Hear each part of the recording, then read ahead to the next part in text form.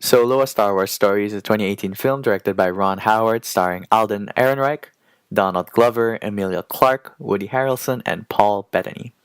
It tells the story of iconic Star Wars character Han Solo, and it's a tale that delves into his origins and his upbringing, showing us how he ended up being the scoundrel that he was when we first met him in A New Hope.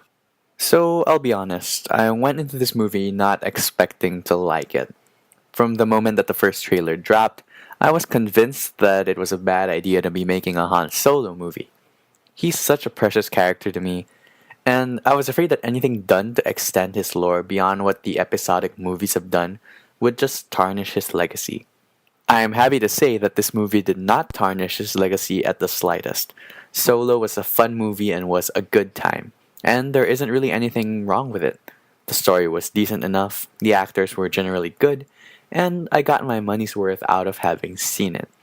The only issue I'd say I have with the film is that it feels a little empty, and it doesn't really have a reason to exist. Alden Ehrenreich as Han Solo was one of my biggest doubts going into the film.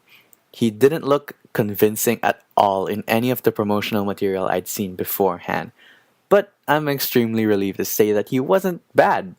In fact, I'd say his performance was quite good. It was a little more subdued, and it felt very natural. And yeah, in the end, he did honor the character of Han Solo in his performance here. The supporting actors were generally competent as well.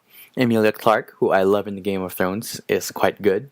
Donald Glover here is extremely captivating as Lando Calrissian. In some ways, he is exaggerating his performance, but I think it worked for the most part, and I quite liked it. I think the guy is extremely talented, and it was great that this movie could borrow his talents in this role. Paul Bettany, I thought, was very good in the film. I've seen people who weren't very impressed by him, with some even saying that he was bad, but I disagree as I thought his villain was threatening and interesting. We've never really seen a villain in his vein in a Star Wars story before, to be honest. When you think of Star Wars villains, the picture that pops up into your head is a person clad in black with a red lightsaber, maybe. Paul Bettany's character is a man just trying to make a profit, and he's kind of got a screw loose, which makes him kind of dangerous. He's by no means a perfect villain, but I enjoyed seeing him on screen, and I enjoyed seeing the character. Woody Harrelson's is really the only character I wasn't convinced by. I think he himself is an alright actor, but I wasn't so impressed by the character he portrayed on screen. It was a little bit bland, and yeah, there's not really so much to say about him. The story that this film tries to helm is kind of basic. That's not necessarily a bad thing. It's very easy to follow, and it's all to the movie's benefit. Honestly, this movie just needed to not be terrible for me. And the movie structure being so basic made the odds of it being bad very slim. So while the writing's not out of this world, it does enough to just be alright. A lot of what gets the movie going by are the references to previous films and little nods here and there to fans who are looking for Easter eggs. There were a few such moments in the film that got some eye rolls from me, as they lacked the subtlety I think they were going for, but they were pretty fun, I guess. It's not really enough to have big portions of the movie built up on these things, but I'll give it a pass this time, as it's not as bad as it could have been. Something that really impressed me in this film were the visuals, though. At the start of the movie, like within the first 20 minutes, I thought I would go out of it saying that I didn't like how it looked. A lot of the opening scenes were very dark and very hard to visualize, but as the movie went on, I realized and was able to appreciate it as a part of the film's style, and the style did grow on me. The visuals, especially towards the latter part of the movie, were stunning, with some of the on-location shots standing out to me. It just felt like there was a lot of effort poured into making the movie look good, which was great to see.